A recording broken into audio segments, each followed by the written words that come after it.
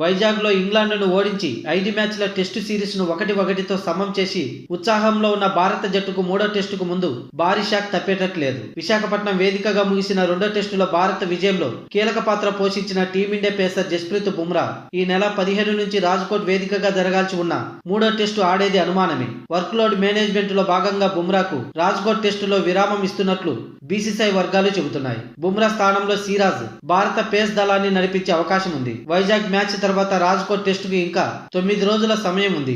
అయినా సెలెక్టర్లు మాత్రం బుమ్రాకు వర్క్లోడ్ మేనేజ్మెంట్ విరామం ఇవ్వడం గమనార్హం. రాబోయే రోజుల్లో ఐపీఎల్ తో పాటు జూన్ లో భారత జట్టు టీ20 వరల్డ్ కప్ ఆడనున్న నేపథ్యంలో అతన్ని ఫ్రెష్ గా ఉంచేందుకు సెలెక్టర్లు బుమ్రాకు విశ్రాంతి ఇవ్వనున్నట్లు తెలుస్తుంది. కాగా వైజాగ్ లో బుమ్రా 2 ఇన్నింగ్స్ లో కలిపి 32 ఓవర్లు బౌలింగ్ చేశాడు. తొలి ఇన్నింగ్స్ లో 6 వికెట్లతో చెలరేగిన ఈ స్టార్ పేసర్ రెండో ఇన్నింగ్స్ లో 3 వికెట్లు పడగొట్టాడు. అలాగే హైదరాబాద్ టెస్టులో కూడా సుమారు 25 ఓవర్లు బౌలింగ్ చేసి 6 వికెట్లు తీశాడు. 2 టెస్టుల్లో కలిపి 15 వికెట్లు తీసిన బుమ్రాకు విశ్రాంతి అవసరమని సెలెక్టర్లు భావిస్తున్నట్లు క్రిక్ బజ్ కథనంలో పేర్కొంది.